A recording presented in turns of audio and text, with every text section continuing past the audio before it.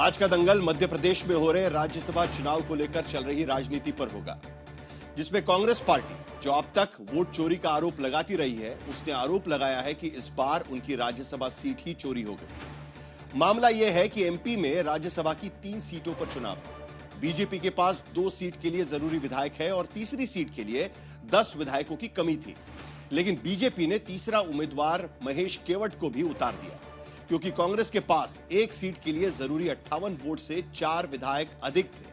8 जून को नामांकन की आखिरी तारीख थी। कांग्रेस ने मीनाक्षी नटराजन का नामांकन कराया और विधायकों की खरीद फरोख्त के डर से उन्हें 9 जून को बेंगलुरु भेजने की तैयारी कर ली थी। लेकिन 9 जून को स्क्रूटनी से पहले बीजेपी के तीसरे उम्मीदवार महेश केवट ने मीनाक्षी के हलफनामे को चैलेंज कर दिया। जांच में पता चला कि मीनाक्षी ने 2025 में हैदराबाद में हुई एक अदालती शिकायत का ब्यौरा जानबूझकर नहीं दिया है। दोनों ओर से वकीलों और दलीलों हुई, लेकिन नामांकन रद्द किया गया। अब बीजेपी की लॉटरी लग गई है, तीनों सीट कब्जे में आती दिख रही है, लेकिन कांग्रेस ने कोहराम मचा दिया है। कांग्रेस कह रही है कि चुनाव आयोग की मिलीभगत से फर्जी मामले को लेकर नामांकन रद्द कराया गया है, इसे अदालत में चुनौती देंगे।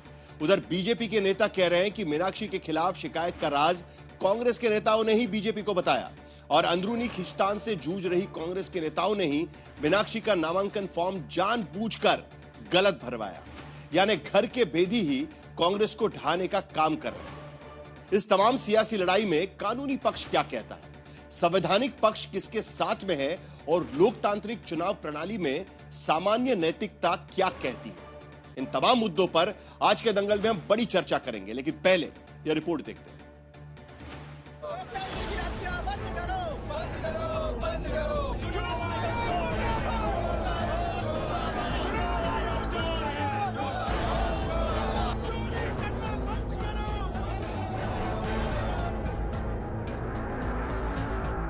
एक तरफ मोदी राज के 12 बरस पर उत्सव जैसा माहौल और दूसरी तरफ भोपाल से दिल्ली और दिल्ली से कोलकाता तक सियासी दांव पेच में उलझी कांग्रेस पार्टी। एक तरफ 12 साल के मोदी राज के उपलक्ष्य में केंद्र के मंत्रियों से लेकर बीजेपी के मुख्यमंत्रियों तक की तरफ से पूजा, प्रार्थना, भजन, कीर्तन और दर्शन।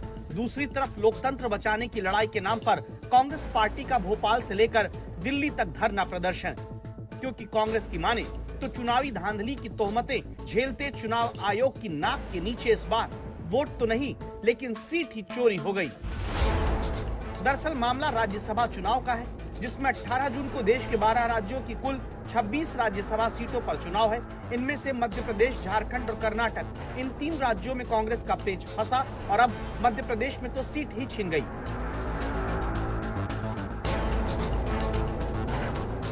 मध्य प्रदेश में कांग्रेस के साथ खेला हो गया, क्योंकि नामांकन के आखिरी दिन पर्चा भरने वाली कांग्रेस उम्मीदवार मीनाक्षी नटराजन का पर्चा ही रद्द हो गया।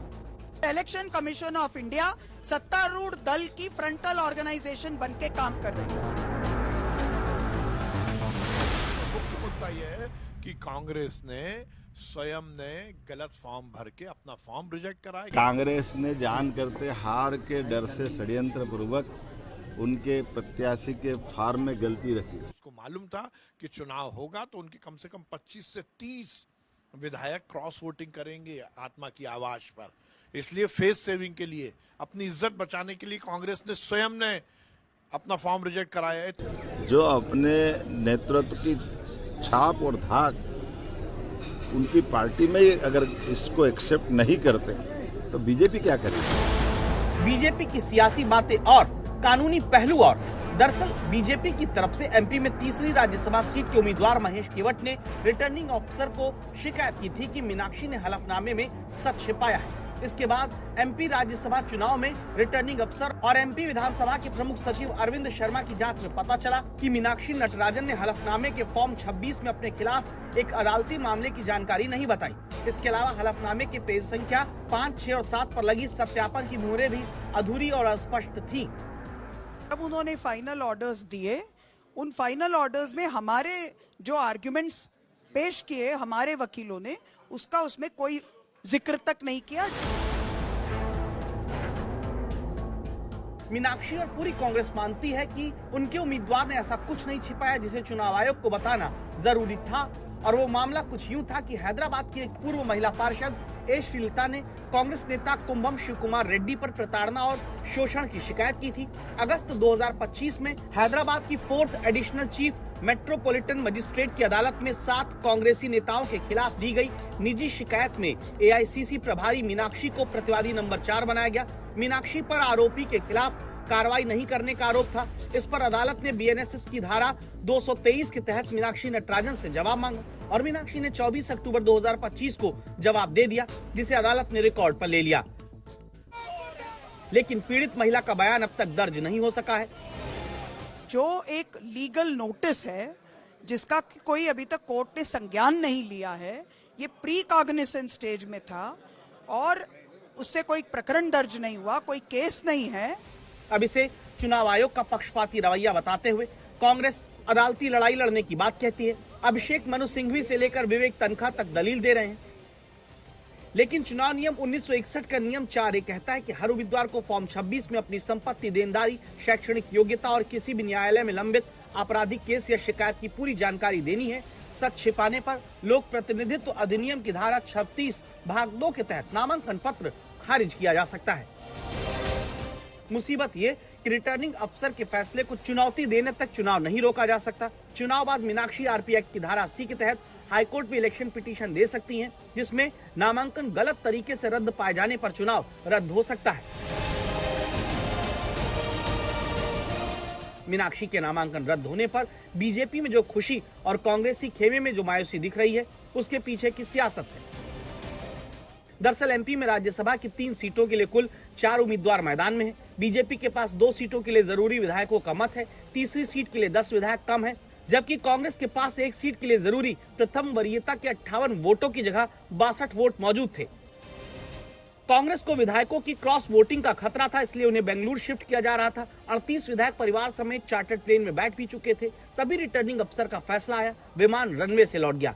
अब बीजेपी कह रही कि दिग्विजय सिंह की खाली हो रही सीट पर जिन नेताओं को जगह नहीं मिली, उन्होंने ही मीनाक्षी के खिलाफ बीजेपी को सबूत दिए और कांग्रेस के हाथ से ये सीट हट गई। रवीश पाल सिंह, भोपाल, आज तक। वहीं दूसरी तरफ झारखंड में परिमल नाथवानी जो एनडीए बैक्ड कैंडिडेट है, उन्हें समय दिया गया है आज तक का, और उसके बाद आज शाम के 5 बजे के बाद उनके बारे में भी फैसला हो सकता है, क्योंकि उनके नामांकन को लेकर भी सवाल उठाए गए थे। तो क्या यह दोहरा मापदंड है या कांग्रेस पार्टी का अंदरूनी कला? इस पर चर्चा होगी। हमारे साथ प्रदीप भंडारी जुड़ रहे हैं, भारतीय जनता पार्टी के प्रवक्ता निखत अब्बास कांग्रेस पार्टी की तरफ से चर्चा में शामिल हो रही है, विनोद अग्निहोत्री वरिष्ठ पत्रकार, आशुतोष पॉलिटिकल एनालिस्ट, रजत सेठी पॉलिटिकल एनालिस्ट, ये सारे लोग इस चर्चा में शामिल हो रहे हैं। 3 सवाल मैं इस पैनल के सामने रखूंगा। पहला सवाल, क्या राज्यसभा चुनाव में मीनाक्षी का नामांकन सही कानूनी आधार पर रद्द हुआ है? क्योंकि इसी बात को लेकर कई सवाल उठाए जा रहे हैं। सुप्रीम कोर्ट के कई ऑर्डर्स का, वर्डिक्ट्स का दावा भी इस पे रखा जा रहा है और उसका भी आधार इसमें लिया जा रहा है। दूसरा सवाल, क्या राज्यसभा चुनाव में बीजेपी दूसरे दलों के विधायकों की खरीद फरोख्त को बढ़ावा दे रही है? इसी डर से कांग्रेस के विधायक बेंगलुरु शिफ्ट किए जा रहे थे।